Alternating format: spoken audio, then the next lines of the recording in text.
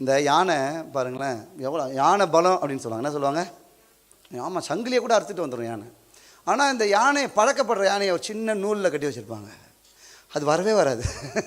பார்த்துருக்கீங்களா இல்லையா? சாதாரண ஒரு கயிறில் ஒரு வாழை மரம், நான் பார்த்தேன் அன்றைக்கி ஒரு வீடியோ, வாழை மரத்தில் கட்டி வச்சிருக்கு. வாழை மரம் எப்படி இருக்கும்? நம்மளே இது தான் வந்துடும். வாழை மரத்தில் ஒரு யானையை கட்டி வச்சுருக்கிறாங்க. அந்த யானையும் அந்த கயிறை தாண்டி எங்கேயுமே போல் அந்த வாழை மரத்துக்கிட்டே இருக்குது. ஆனால் அது பலம் அதுக்கு தெரியல. அல்லேலூயா. இன்றைக்கும் பாருங்களேன், பயம் அப்படி தான் நம்ம வாழ்க்கையில் கட்டி வச்சுருக்கோம். ஆமீன்னு சொல்லுங்களேன். உங்களுடைய பொட்டென்ஷியல் உங்களுக்கு தெரியாது, உங்களுடைய பர்பஸ் உங்களுக்கு தெரியாது. நிறையா பீஸ் இருக்குது நமக்கு. பொட்டென்ஷியலும் தெரியாது, பர்பஸும் தெரியாது, ப்ராக்ரஸும் ஆக முடியாது.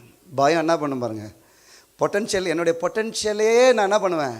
டினை பண்ணுவேன். எனக்கு இருக்கிற பொட்டென்ஷியலையே நீங்கள் வளர்த்துக்கொள்ள வேணாம். Already God has deposited some potential inside you.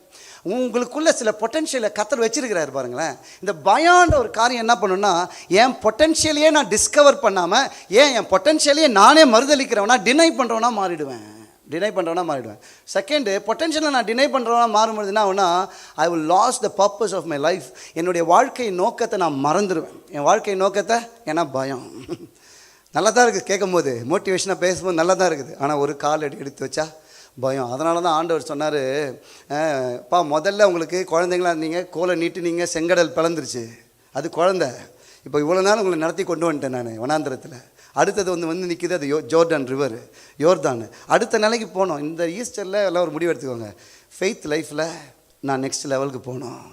எதெல்லாம் பயப்பட்டு முடிவெடுக்காமல் காலடி எடுத்து வைக்காமல் இருக்கிறனோ, இன்றைக்கி ஆண்டவர் சொன்ன, உயிர் தெழுந்த இயேசு சொன்ன 2வது வார்த்தை, பயப்படாதே, ஃபியர் நாட். அல்லேலூயா.